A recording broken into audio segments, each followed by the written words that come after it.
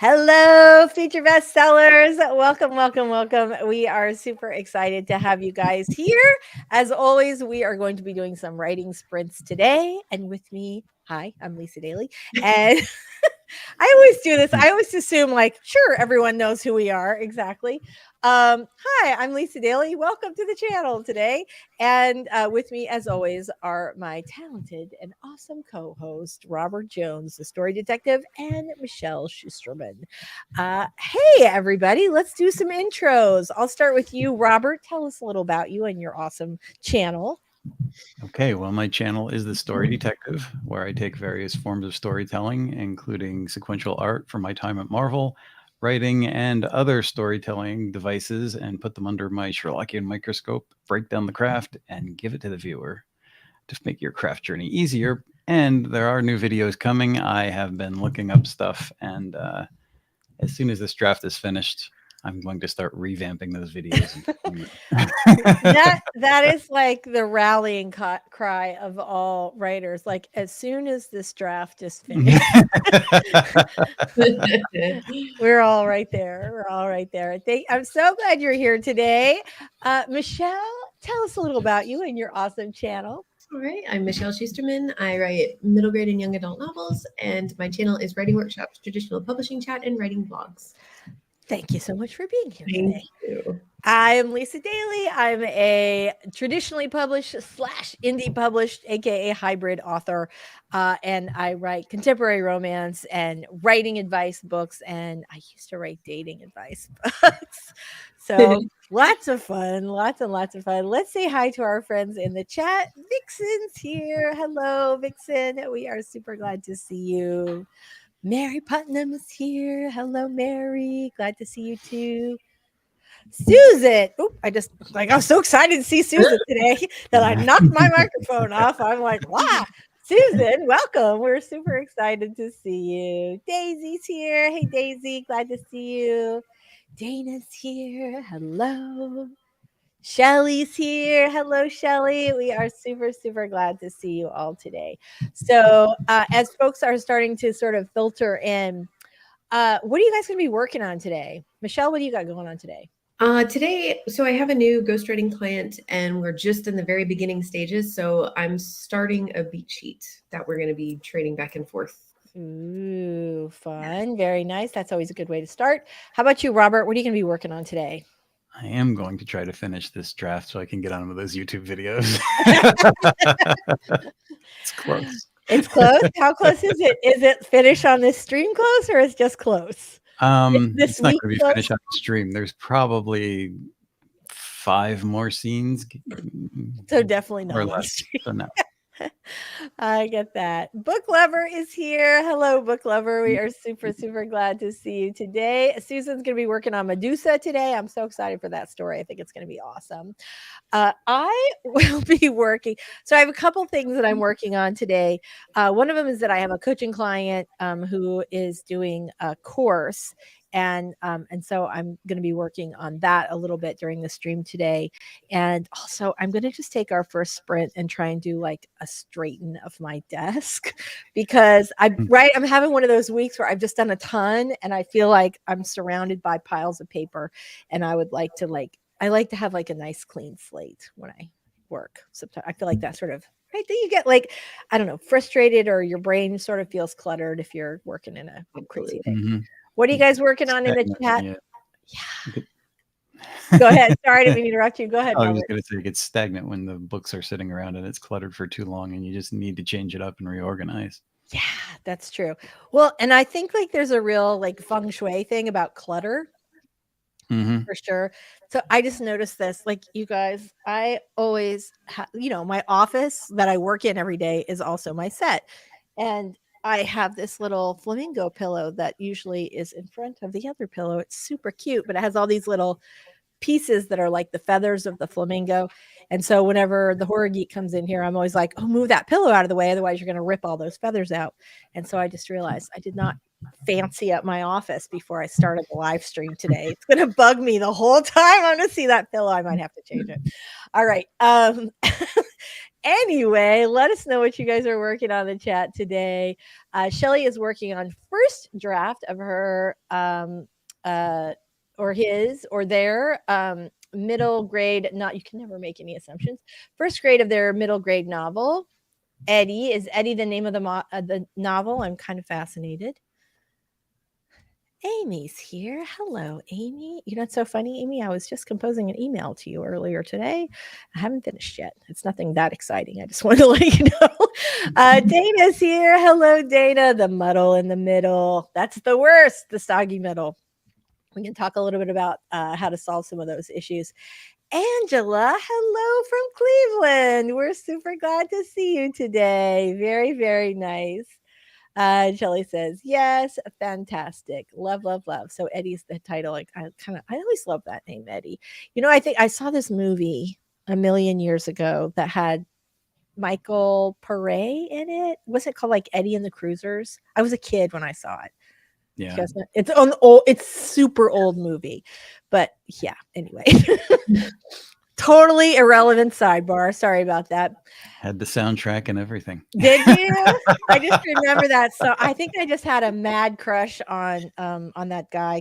I think his name was like Michael Pare. Anyway, he was like a musician and I don't know what it was. And I feel like there was some sort of saving the world element, but again, I was a kid. I don't know that I necessarily put the plot together well. Obviously.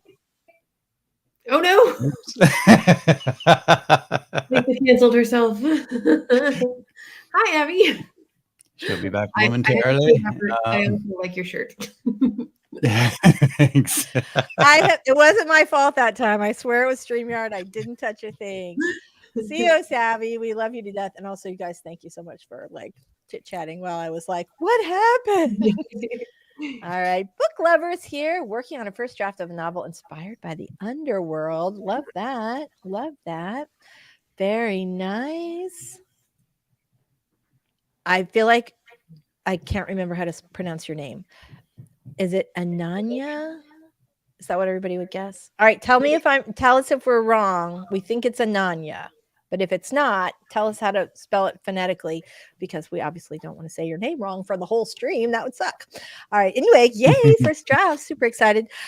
Angela, right? I don't think they did ever make a sequel. Or if they did, I think they had a different person in it. Oh, no, there was a sequel. And was there? The guy, he was kind of like hidden and making a comeback because his music was like, I don't know, he kind of disappeared, did a rock star thing where he vanished. Right. I thought that wasn't that what happened the first one? I can't remember. That was the second one. Well, maybe I only saw the second one then. I don't know. Anyway. So yeah. Wow. What a crazy thing. Okay. So what are you guys all working on today? If you have not told us, let us know in the chat. We are going to get started with our first 5-minute warm-up sprint. So okay, she says, oh, you're right. Now I remember that. That's awesome. Amy is drafting a content proposal for a social media campaign and support a podcast launch. Nice. Very nice. I have to talk to you about that. All right. Very nice. Working on my first historical mystery. What? Angela, I love that. That is awesome. Congratulations. Okay. We are going to first get started with a 5-minute warm-up sprint. In the 5 minutes, yay, you can either start drafting, which can be a good thing because you have so little time. It's a good way to not start with a blank page, or you could get your document open and get your drink filled up and all that other good stuff. And so, I even have a question this week because it's something I'm seeing more and more in the writers helping writers, and I thought we'd cover it a little bit. Oh, I'm excited about that. I'm very excited about that. All right, let's share. Okay. All right, everybody, here we go. We are going to put 5 minutes up on the clock, and we're going to get started for our first 5-minute warm-up sprint in 3, 2, 1. Let's cha-cha.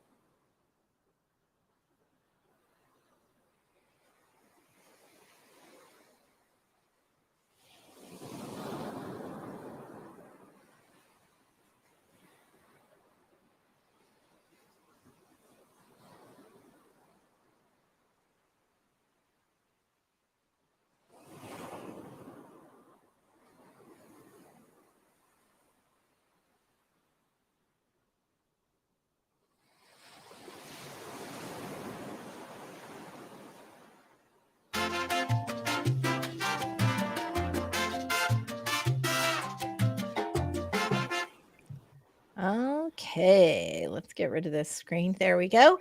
All right. So how did you guys do on our little warm up there? Good. Fantastic. I have a banner that I can't get rid of. All right, fantastic. So, Robert, tell us I know you said you had a question. So let's go ahead and dive right in with that today. Well, this So began. go ahead. Go ahead. You go ahead. I was just handing off to you. I feel like I'm kind of stepping over everybody today. I'm not quite sure what that is, but clearly my rhythm is off. So I should not be entering any dance competitions today. Please go ahead, Robert. The first post that I saw about this talked about a historical piece that somebody was writing. At least we think it's a historical piece. There was no context given, just that it was somebody that this person met who was in Vietnam, who introduced himself in a derogatory way, and was wondering if historically using things like that is going to be considered racial. And everybody seems to be afraid of the whole woke thing and getting shot down. And just because some people say, well, I've never heard the term, and some people said, oh, yes, it is kind of a derogatory term, so don't use it. And then other people said, well, see, you're getting the reaction here. That's the reaction that people are going to have all over. And you don't want to confuse people or, my thought is if you're doing a historical piece and people are behaving badly, as humans always have, Yes. novels kind of show pieces of history that even history books don't. And if you're going to research it and do it right, it's all about the context of how you present it. Because you don't want to sugarcoat it either in certain aspects, but it depends on the theme of your book. Are you just inserting that and it comes and goes and looks like a hanging derogatory statement, or are you going to have that as part of your theme and, make people understand that this is what we've always done and we just aren't letting go of it? I don't know. What do you guys think? So I'm having a hard time. So is the question like, should you use derogatory terms in context in historical novels?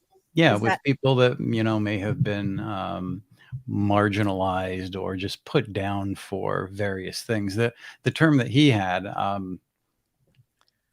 getting into, what he said is that it was a time during one of the wars when a lot of immigrants came from Italy and they were allowed in without a passport. And so they came up with a name that, was WOP, and it got transferred into this derogatory term for Italians. And he was wondering if this would be totally offensive. But since the guy introduced him as this in real life, could he use something like that in his book?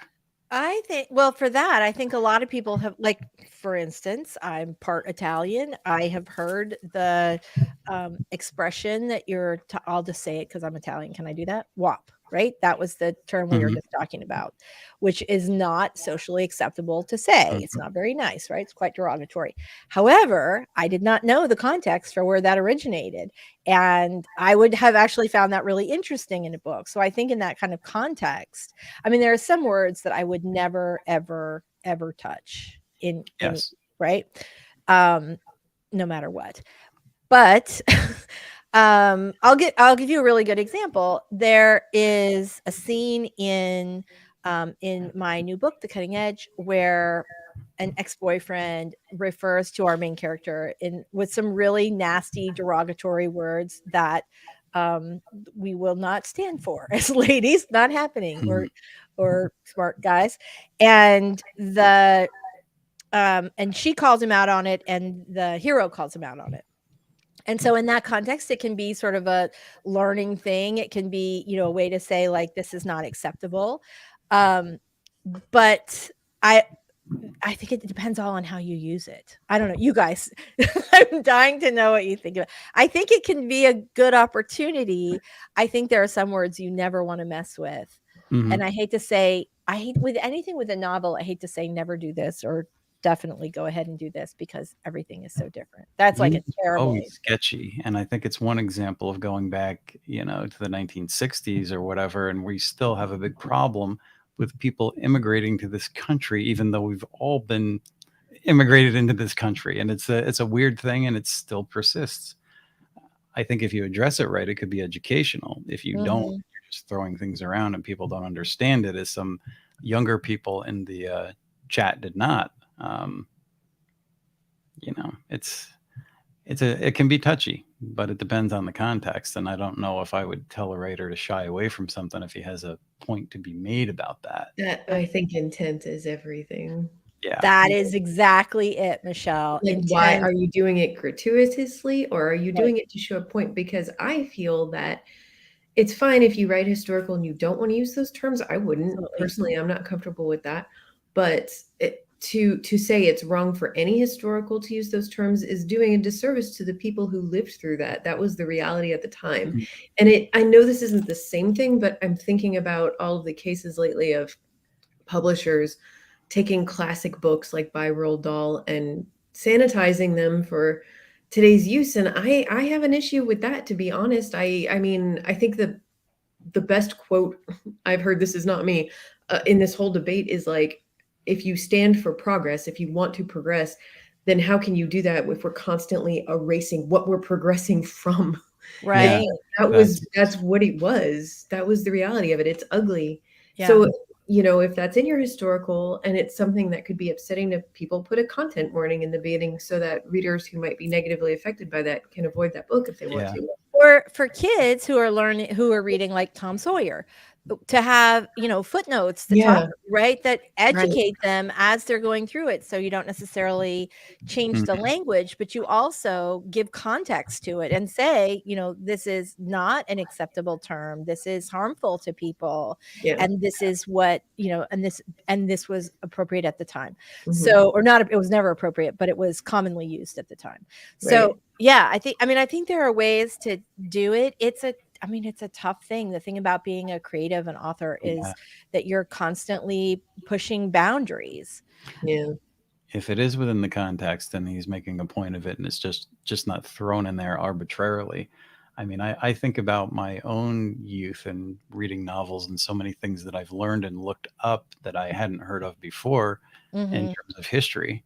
And if we're erasing that in novels, I mean, how are people going to learn about it? It would be great if we could all just forget about it, but erasing it and then having all these biases still present and not knowing where they come from is, I think, another thing altogether. Right. The whole, we can't understand our present if we don't understand our past. I was just going to say that, right? Those who don't know history are doomed to repeat it. Yeah, I just butchered that quote, but yes, completely agree. Although I do wonder when I think about like sort of content warnings in older books where the book might have some value, but the language is completely derogatory or inappropriate, that like there would be some challenges in states like Florida where we have a law on the books that basically is like you can't have any lessons that would make any group feel bad about themselves. So that pretty much eliminates any conversation of like racism, because I don't want to like make this into like a Florida book banning thing. However, it makes it more challenging when you do that, because if the choice was use that word with no context in the classroom or don't use it, I'd say don't use it. Yeah. Like if you can't explain, that's not okay. This is what happened. That's not okay. This is where we are now. If you can't give that context, then I think it's more harmful to use that type of word. We had a great question from Book Lover, and let me get rid of the banner here. Hold on just one second. I'm frozen. Okay. Dun, dun, dun. All right. So we're going to get rid of that. I'm going to go back over to the comments. Oh, wait, I have good point. We have good comments. As an African-American who loves being educated and writing my first historical mystery, I believe in accuracy without maliciousness. That is great phrase. Yeah, I'm all on board with that. Vixen says there are some words I won't read no matter what. Totally fair. Yeah, very fair. I know, that's it. Like there are some words. Okay, so this is a good example. The word that I used in the book, I never use in my real life. Like I would never use in my personal life. It was something that this bad actor said, and I wouldn't stand for it. I wouldn't stand for anyone else to use those words. But yeah. All right. So Vixen, Vixen says, I write historical. There's some derogatory words that I just won't use, but that's me. When reading, if the context is right and it's showed to be bad, I don't mind. Okay, that's great. Yeah. The simple answer just be no. I think some Yes, of it is personal too, because there's certain things that, you know, I wouldn't feel right about writing about. I just, you know, don't. But then there's other things that are kind of, you know, like we said, displaying history for what it is. So right. context, not being malicious, making sure we understand what it is. That was the point that I made to the person who wrote the post. And then I see a whole bunch of other posts about what we can write about and what's offensive and what's not offensive. And yeah, seems to be a point of confusion with a lot of people, because that post just spiraled into post after post after post. I think it's one of those things though that people are real. One, you don't want to be on the wrong side of that, and two, it's a challenging topic, and it's different. Like everyone's level of comfort is different. Every author's level of comfort is different. So it is a complex question. Susan says, I think historical fiction needs to represent that history accurately. However, commenting on that history from modern perspective is often necessary. Excellent point. Stacy, I think it's a good place to show what was going on then, and you need to use what it was really like. Add a footnote, but don't shy away from it. All right, cool. Yeah, I think history always has parallels in what's going on today. And I think when I'm looking at history, that's what I'm looking for, because we can learn about ourselves if we see it through the distance mirror of the past. So if we see it going on then, and then we're like, oh, gee, this is like almost a cliche. And why haven't we, you know, right, dealt with that? Instead, right. we just keep perpetuating it. Yeah. I think it's interesting. I mean, I do think it's so challenging to be a historical author, because there's so, first of all, the fans who love historicals they are all about those details. And if you get them wrong, they will definitely be emailing you and calling you on that. Yeah. So there's that. Right. And like this desire to be authentic, but also to be a good human being. And I think that's it. If you're trying to be a good human being and you approach your historical in that way while also trying to be accurate, I think you'll be okay. Yeah. I wanted to tell Book Lover, because they needed to go. How do you get excited about writing your current work in progress again and stop being discouraged with yourself? We are going to tackle that question after our next writing sprint. But I wanted to let you know before you left that we were going to answer it, so you can come back and watch the replay. So we're glad that you made it. Okay, everybody, let's go ahead. Anybody else? Let me just grab down to the comments. Angela says, totally agree. Vixen said, footnotes are great. I also think if someone doesn't want to use derogatory language, that should be okay. Totally agree. Yes. Totally. Yeah, totally agree. Very nice. All right, fantastic. Okay, just do this. Sorry about this, guys. Angela, one more thing. Authenticity in historical novels is critical. Slaves were slaves, not servants. Just saying. True. I hate that, like, whitewashing of like, oh, everything's super duper. Like it's really just, it's just disrespectful. And God, very. Yeah, exactly. On the other hand, with history, I guess one other point that's away from, you know, derogatory terms, there's always things. You have the spectrum of people when you write that are going to love everything you do and hate everything you do. They're not the majority. Right. But I wrote a historical novel, and it was set in England, and I had a beta reader from England. And right up front in the beginning, I was talking about factories during those times. And people pretty much lived in those factory towns, and they worked all day at a factory. They couldn't leave the factory. They even had an indoor privy. And she said as soon as she read the word privy, she stopped reading when I asked her how she liked it. So it's interesting what people are going to get offended over. And if you think about things like that, it sounds a bit disgusting to have, you know, like something like that in a factory back in those days in the 19th century. But right. It's also a true piece of fiction. It was a very unsanitary work environment. Yeah, absolutely. It was absolutely. Very nice. Book Lover says, thanks so much. Bye. We're so glad you stopped in this morning, and we'll get your question answered after the next break. JC is here. We are super glad to see you today. Such an interesting topic. Such an interesting topic. All right, guys. Let's go ahead and get our sprint up, our 20-minute sprint up on the thing today. Dum, dum. Up on the thing. That's a technical term. All right. For the production folks out there. All right, here we go. We are going to do our first 20-minute writing sprint. Let's make this count, guys. Today is going to be a really, really good writing day. I can just feel it. All right, here we go. We're getting started in 3, 2, 1. Sprint.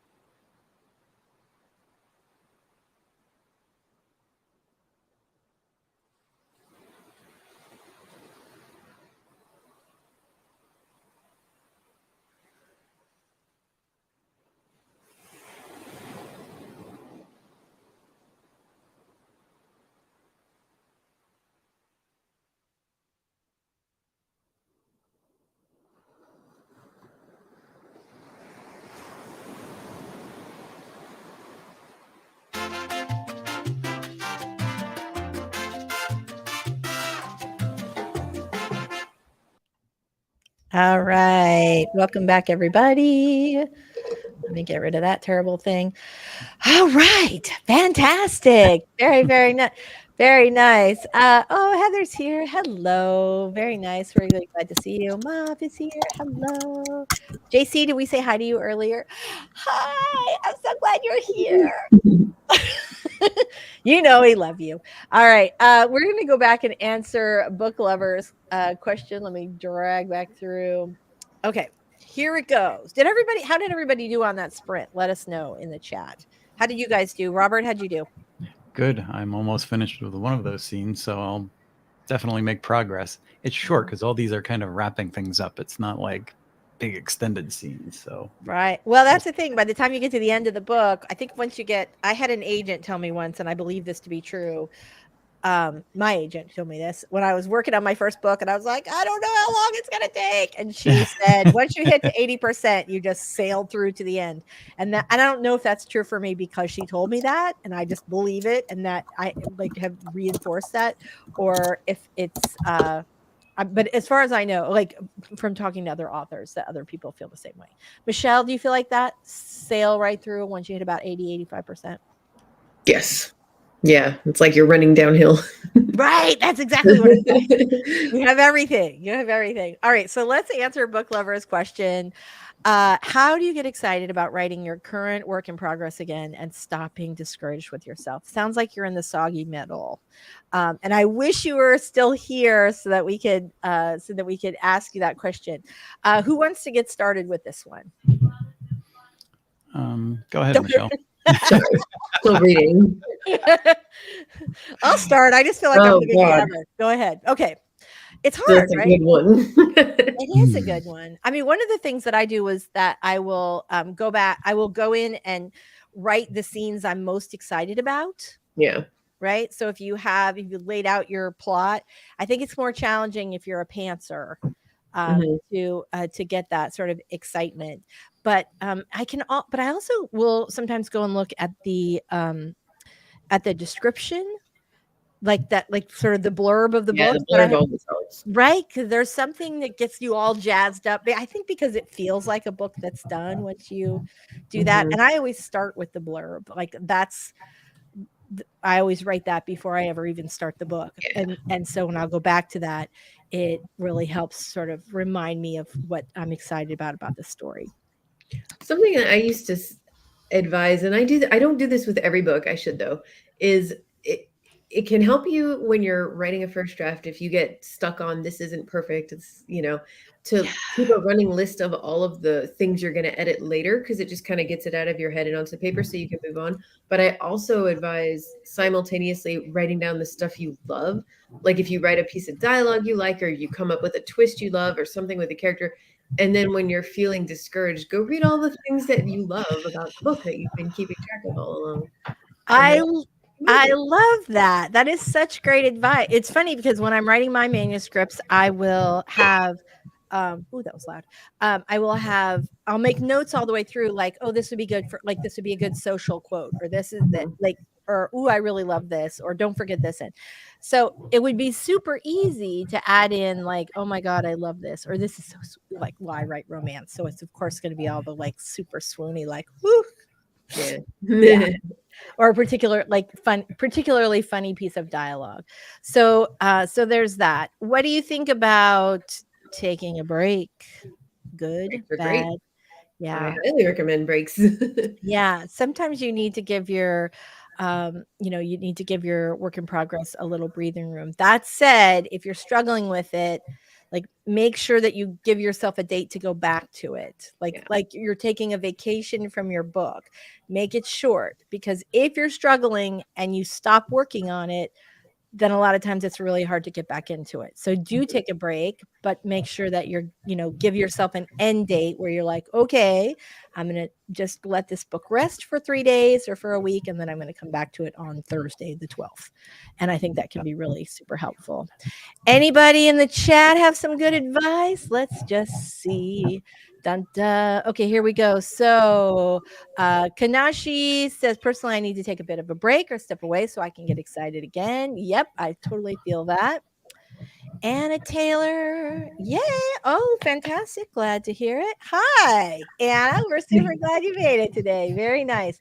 That really was a very good question, book lover. It really was fantastic. Yeah, I think, taking a break can be good. Think about something else, and then you'll usually come up with ideas that you're pushing too hard against. But, for me, when I'm planning, it's getting back to squares and looking, because there's usually something in the planning and the plot that's wrong. And I've done that on this book. In the third quarter, it's all new material that I had to rewrite, because the motivations just didn't quite add up the way I thought they would once I got the characters playing out on the page.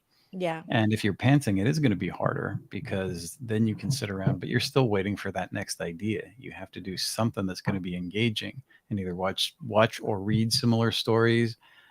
As I've said before, I'll make lists of ideas, and sometimes I'll write down a dozen or so, and then something will come up and it's like, oh yeah, and it'll kind of get me going again. Yeah. But you have to kind of do something to get it jump started. Once the idea clicks and you get rolling again, that's how you get unstuck and undiscouraged. Yeah. I think too, one way that I will get myself unstuck sometimes is thinking love is causing trouble for my characters.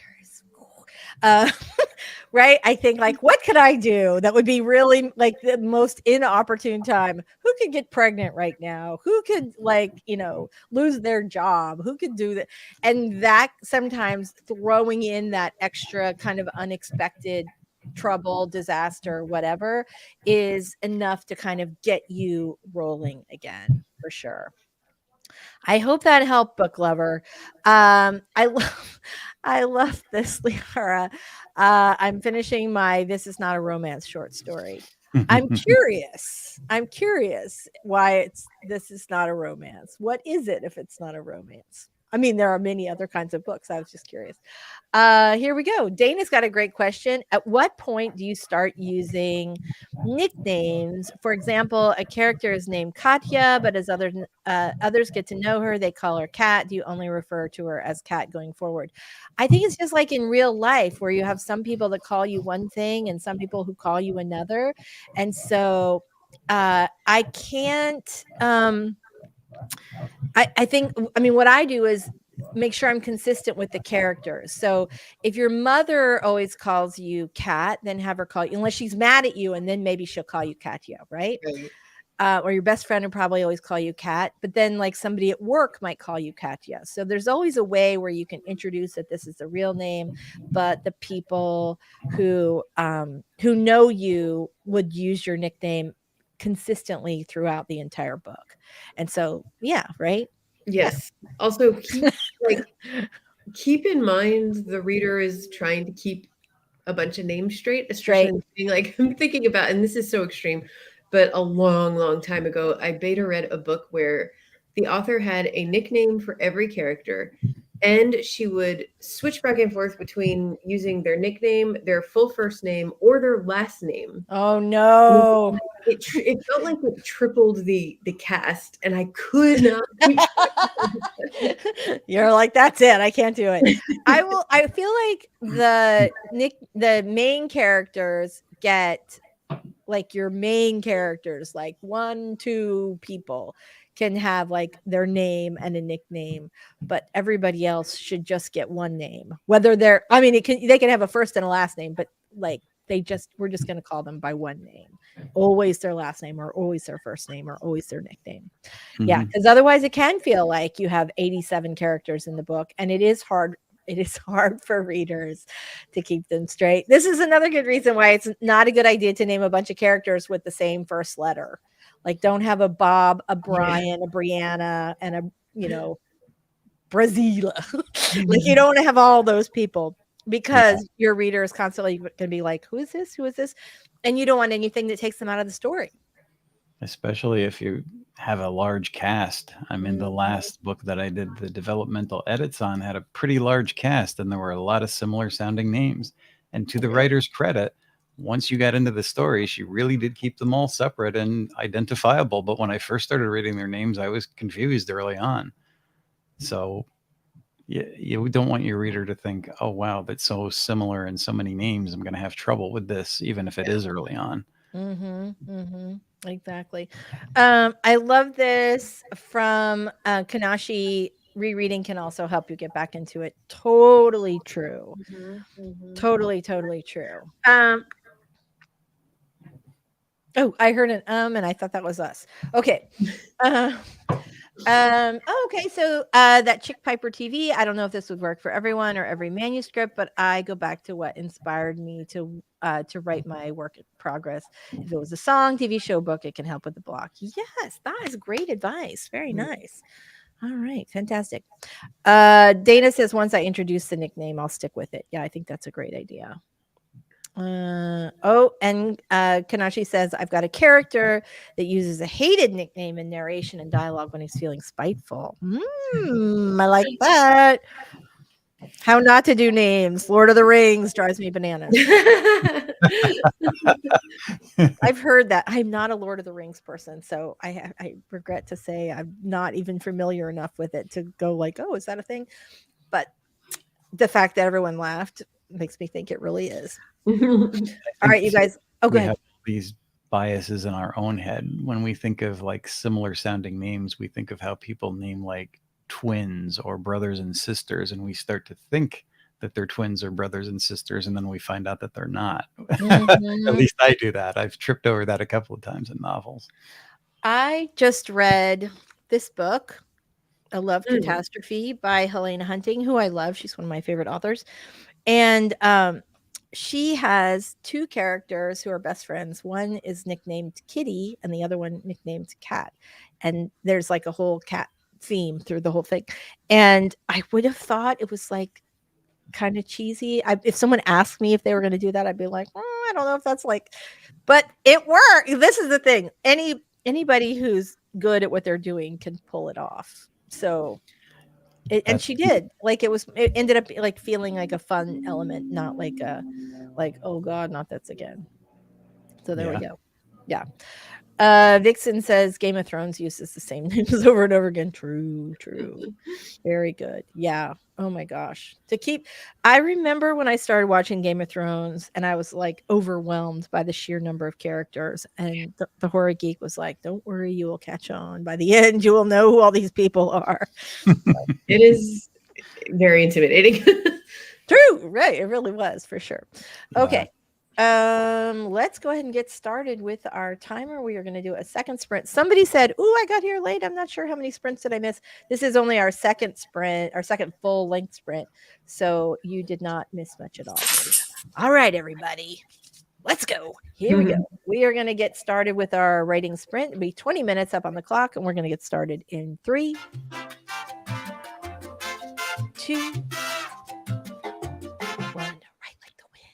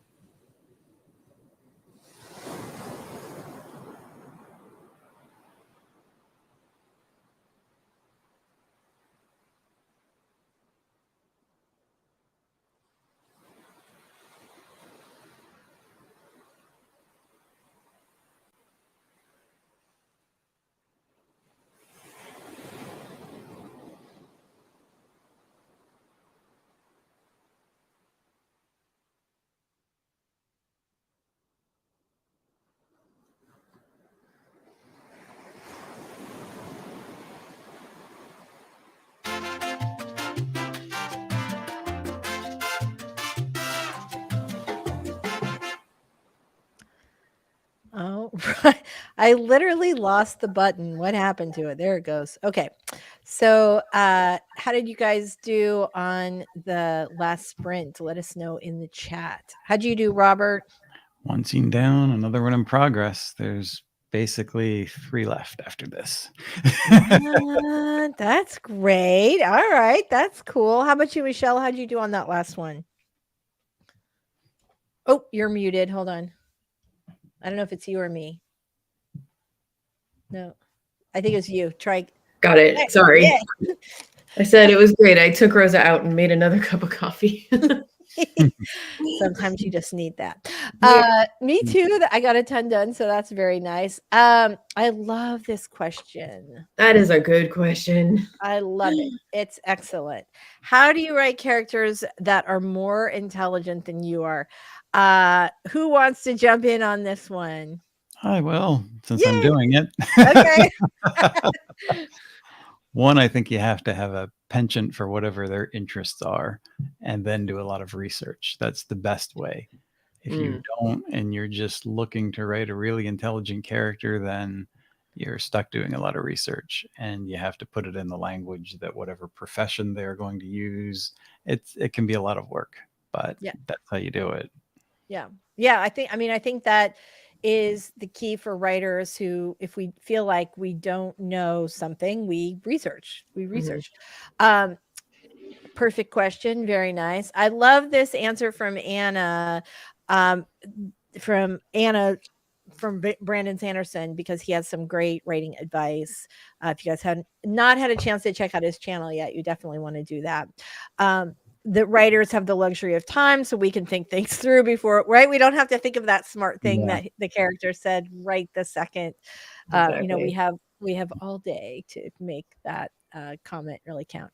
But I think one thing that a lot of times writers don't do as much anymore is because we have the internet available, right? And you can find something that someone in almost any profession has written, and so it's really easy to keep your research online. But if you're really struggling with that, I would try to find someone who's similar to your character and just ask if you can interview them and ask them questions about why they got into what they were doing, or what, and notice the things. How do they speak? Are there specific words that they use? Like, one thing, if you ever write about a military character, if you know anyone in the military, they use a lot of acronyms because they use so many acronyms in the military, and they're just sort of used to speaking that way.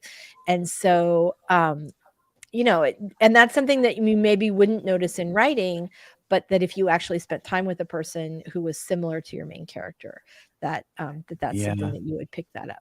Those interviews can lead to a lot of helpful stuff, as well as be educational. I was trying to come up with some spy stuff when I lived in New Jersey for a story, and I was thinking about how they do surveillance and all that. And just by looking in the phone book at the time, I found that not very far from me was like this little headquarters of a guy who set things up for the FBI and did all this kind of work. And I called him, and he loved what he did, and he just rambled on and talked to me about all these things. He sent me a little pamphlet that has all of this like stuff with cameras in it and what it would cost and how they videotape it. And I'm like, I still have it somewhere. I'm sure technology is advanced, but I got a lot of information out of that guy. And that's really great. I had a similar thing happen when I was working on 15 Minutes of Shame. One of my characters was an attorney, a divorce attorney. And I ended up interviewing multiple times and becoming good friends with a guy named John Mayu, who was the divorce attorney for Jane Fonda when she divorced Ted Turner. And he worked for Chris Rock, and he was like this celebrity divorce attorney, but he was one of the nicest people I've ever met in my life. And he like offered to read drafts of, the character, although he read the whole thing and actually gave me notes on, it's funny. I'll tell you. In the book, the character originally left to go out of town on a book tour, and I just had her like packing and getting the kids ready and all that stuff. And he was like, there's no sex the night before she leaves on a trip. And I was like, oh God. Like, it was one of those things where you're like, well, yeah, sure, of course. So anyway, it can be really helpful. There were things that he said, the way that he talked, the way that he described things, just the way that he was, that ended up making their way into the book. Love this. Great question. Stacy got 383 words on our last print. Susan got 486. That is awesome. Woo woo. Very, very nice. Good job. I know. Mary is heading out today. We're so glad you're here. And then Kanashi says, problem with all the research is I start wondering if explaining it will be me talking down to the reader, because I don't know if I was the only one clueless about the information. You don't want to do it in a way that's sort of like expository, where you're, you could just work that into the dialogue, into the movements that the character is making. Yeah, kind of take it for granted that they know what they're talking about. But if you have to explain it, have them explaining it to somebody who doesn't know, and they're explaining the details of what's going on, which is always an easy way to do it. Yeah, and you don't need to go into super detail. I think most of your research will go into sort of the mannerisms and the particular language that person uses, if that makes sense, when they're speaking or thinking. Anna says, I got words. That's all I can say. You know what? If your number is 1 or higher, you have won. So good for you. Hello, Stacy. We are super glad to see you. Thanks so much for being here today. Angela, such a great question. There are so many.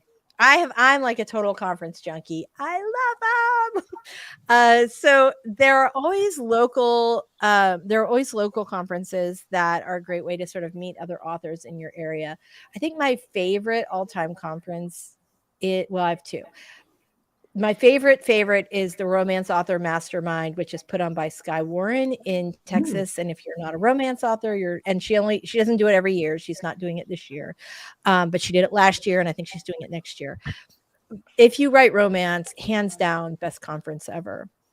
I also really love NINC, which is Novelists Inc.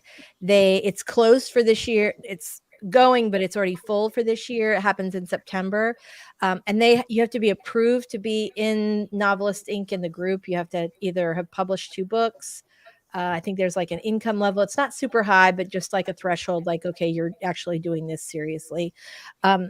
That was for me a really great, I go to that conference every year. 1, because it's on the beach and it's super cheap to get the rooms, and 2, because it also has such a great, the programming is so phenomenal, and I have learned so much from going there.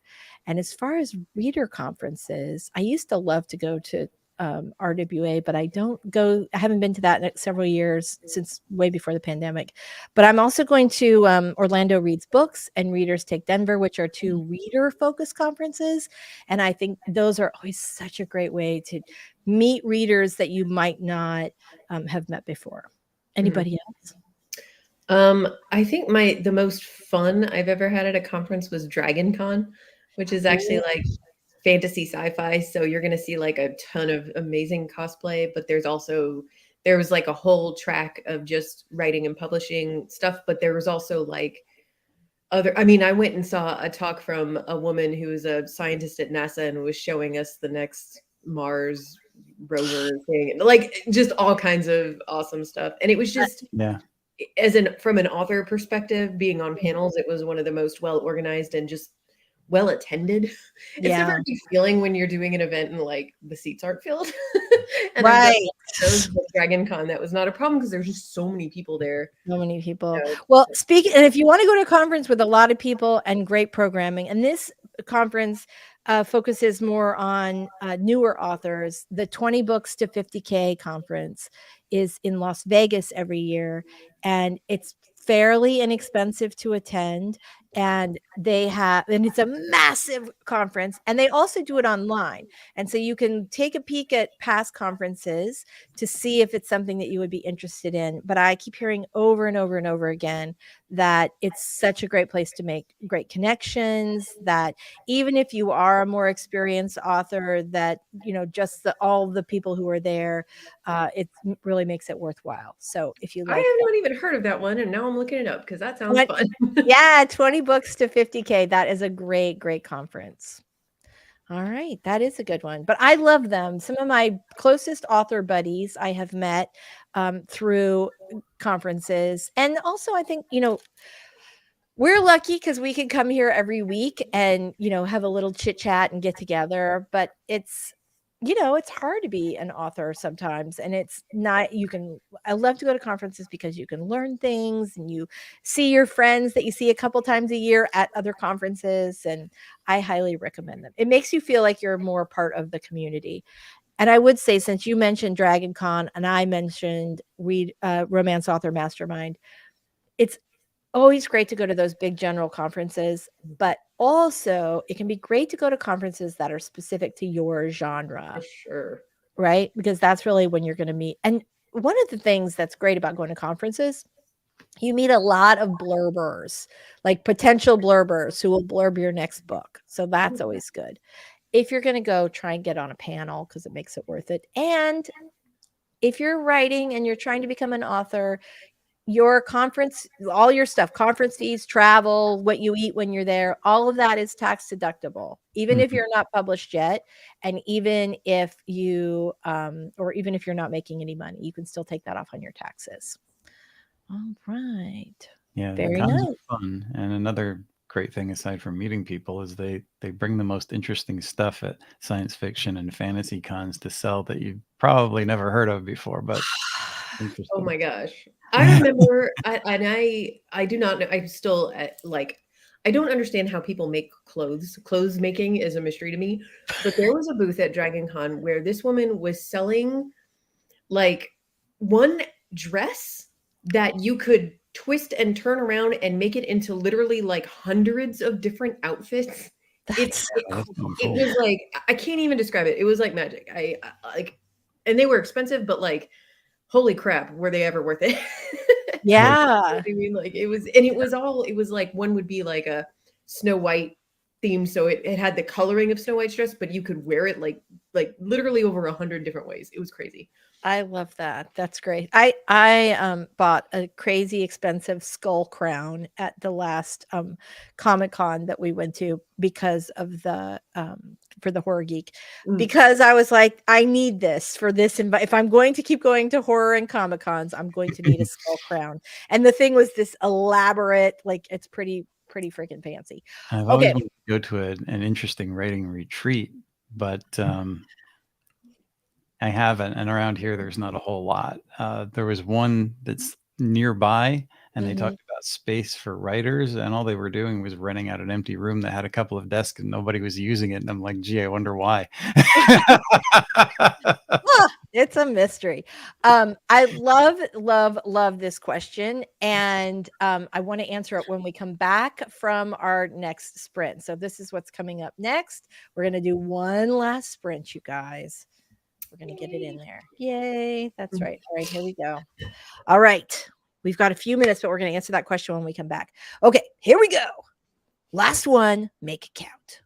3, 2, 1.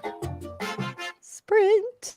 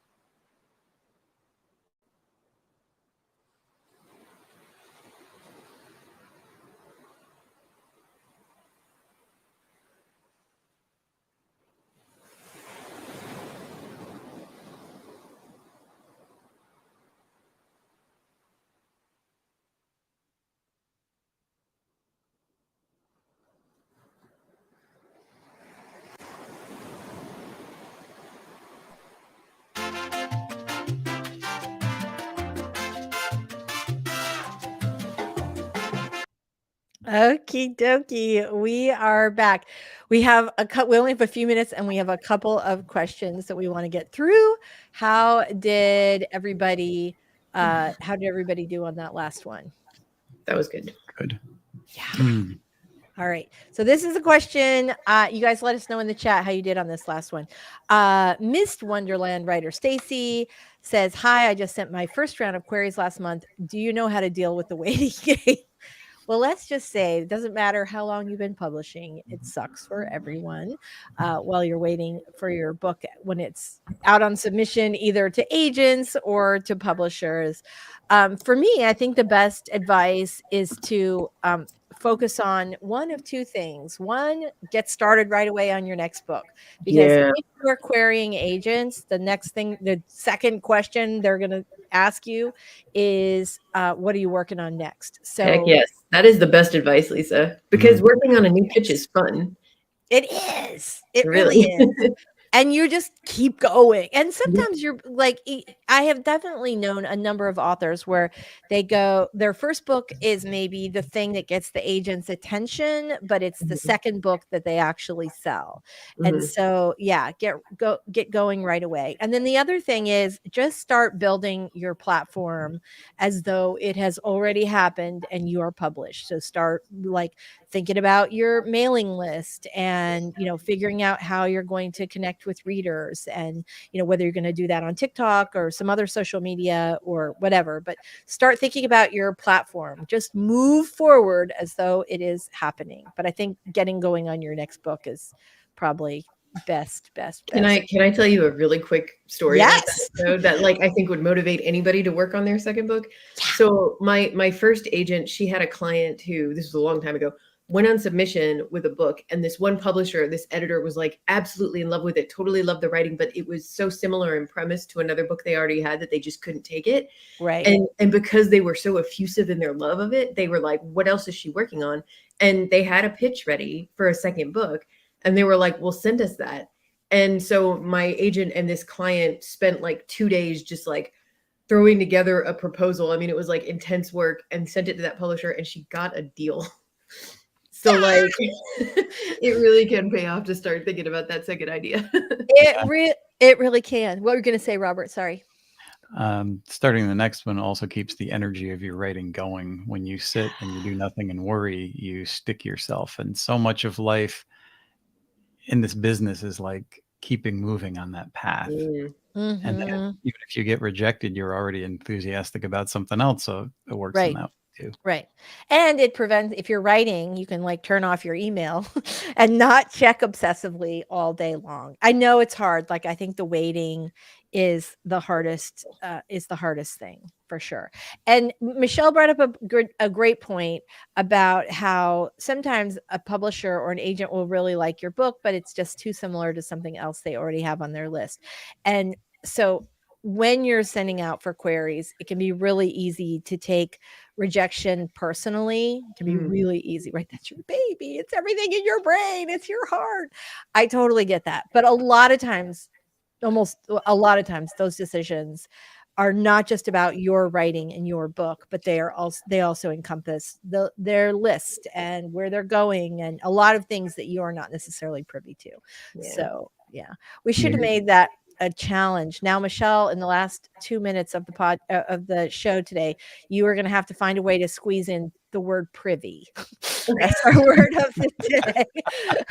I'm going to put Maz's question up on the board while you're thinking about how you're going to crowbar that in, and we'll go from there. Okay, so Maz says, is the UK book industry similar to the US one? Do you know? I don't know if the algorithm just shows me US authortubers or if there's so few UK authortubers, but I know so little about it.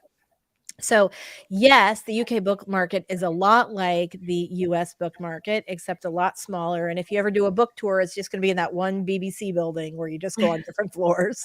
There are 2 BBC buildings. No, it's a lot of time in one building, though, if you ever do a press tour in the UK. But obviously the language is the same. You have a lot of really similar Amazon is obviously a big presence there, but they also have other bookstores. Borders for a long time was still prevalent in the UK, and there are other, just like in Canada, where you have like Chapters. What's the other name for that store? I can never remember. Anyway, so some things are very similar. The bookstores change, bookstore chains change, but a lot of the UK book industry is very, very similar to the US book industry. I don't know about UK booktubers, but I wonder. Amazon has like Amazon.com, Amazon.co.uk. Is there a YouTube.co.uk? That might be a way to figure it out. Or is it all one URL? I don't know. I don't either, but maybe try it and see, or maybe try in your search UK authortuber and see. So. There are some in the UK for sure. Yeah. There's definitely those that have been around authortube. Other authors might be on other groups. I was just talking to one guy from the UK over the past couple of days. He's not a part of authortube though, but he was on the Writers Helping Writers site. So that's another thing on Facebook to look at. Yeah, definitely. Absolutely. Thank you, Eva, for the skull crown comment. Very, very nice. Maz has, good. Anna's got some great, Amy Sanderson. I hadn't even thought about that. Yes, absolutely. That's fantastic. Really good. Ooh, we've got Lauren Clark. Anna, to tag somebody, you just do the @ and then start typing in their YouTube handle. So, good. I love this. All right. The chat comes to the rescue. Yes, just like that. You got it. All right. Fantastic. Okay, cool. Okay. We have a lot of that. So Susan let's go. We're just about to finish up here today. I just want to pop through the comments to make sure we didn't miss anybody's. Susan got 1261 for the stream. Oh, yay! Nice. Very, very nice. Miss Wonderland writer Stacy got 274 words. Yeah, excellent. Stacy got 236. What? That's fantastic. Fantastic. Anna's got 150 words and put a baby to sleep. Shoot. That's super impressive. That's the equivalent of 1,500 words, in my opinion. I know, right? Or 15,000, for goodness sakes. My gosh. Miss Wonderland writer Stacy, I'm kind of finishing up my third book, but my second book for querying. I'm starting another project, so kind of working on two things at once. That's good. Just keep your brain occupied and keep moving forward. That's all you can do. All right. Fantastic. Waterstones. Thank you. And Indigo. Yeah. Books a Million. Yeah. I shouldn't say this. I should never disparage a bookstore. It's not my favorite, mostly because they've moved away so much from books. All right. Aw, thank you so much. You guys, you are awesome. We are here always to answer your questions. Roseanne, I love, love, love this question, and we are going to tackle it next week because we are short on time today, but I'm going to copy and paste it. Actually, let me just do a quick screenshot. Can I do that? Yes, I can. All right, we're going to do this. We will answer your question next week. It's a fantastic one. All right, everybody. Well, thank you so much for being here today. We are going to quickly do our outro since we're about 7 minutes past time, but we had so many good questions today. I hate to give that up for anybody. Robert, do you want to say goodbye? Everybody just say goodbye. Tell us a little about your channel as we go. Good gracious. Hi, everybody. My channel is The Story Detective, where I take various forms of storytelling, put it under a Sherlockian microscope and break down that craft for your viewing pleasure and to make your craft journey easier. And more videos will be coming soon. I am nearly finished with this draft, which means I'll be brushing up some video scripts and batch filming in the not too distant. Yay, fantastic. Michelle, tell us a little about you and your channel before we head out today. All right, I'm Michelle Schusterman. I'm a young adult and mystery. Well, yes, mystery, middle grade author, that too. And my channel is writing workshops, writing blogs, and traditional publishing chat. Thank you so much for being here as you. always. And I'm Lisa Daly. I'm a traditionally published / indie published author. And on my channel, we talk about how to write a book you're super proud of and get it published. Thank you so much, everybody, for being here today and your awesome questions. Oh my gosh, they were so good today. And we will see you guys next week. Same time. Oh, yeah. Same time, same place. All right. Bye, everybody. Bye.